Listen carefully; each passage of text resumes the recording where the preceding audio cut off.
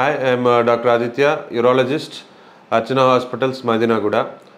So ఈరోజు main topic ఏంటంటే యూరిన్లో blood రావటం, దాన్ని హెమచ్యూరియా అంటాం. ఈ సిమ్టమ్తో చాలామంది పేషెంట్స్ మన ఓపీడీకి వస్తూ ఉంటారు. సో ఈ పేషెంట్స్లో యంగ్ పేషెంట్స్ నుంచి ఓల్డ్ పేషెంట్స్ దాకా అందరూ ఉంటారు.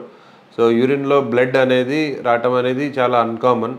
ఓన్లీ కొన్ని కండిషన్స్లోనే వస్తుంది. అది మోస్ట్ కామన్ ఏంటంటే ఇన్ఫెక్షన్ జరగటం, యూరినరీ బ్లాడర్లో కానీ కిడ్నీలో కానీ ఇన్ఫెక్షన్ ఎక్కడన్నా ఉంటే బ్లడ్ వస్తుంది.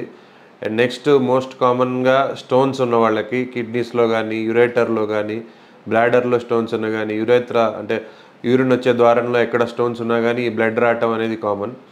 And most common and elderly పీపుల్లో కొంచెం పెద్దవాళ్ళల్లో ఏంటంటే క్యాన్సర్ వల్ల కూడా బ్లడ్ వస్తుంది యూరిన్లో. And the most common symptom అది క్యాన్సర్ ఉన్న వాళ్ళకి బ్లడ్ రావటం. సో ఆ బ్లడ్ కూడా ఎట్లా వస్తుందంటే తెలియకుండా వస్తుంది వాళ్ళకి. సో వాళ్ళు ఎప్పుడన్నా యూరిన్ పోసినప్పుడు కానీ చూసుకున్నప్పుడే తెలుస్తుంది.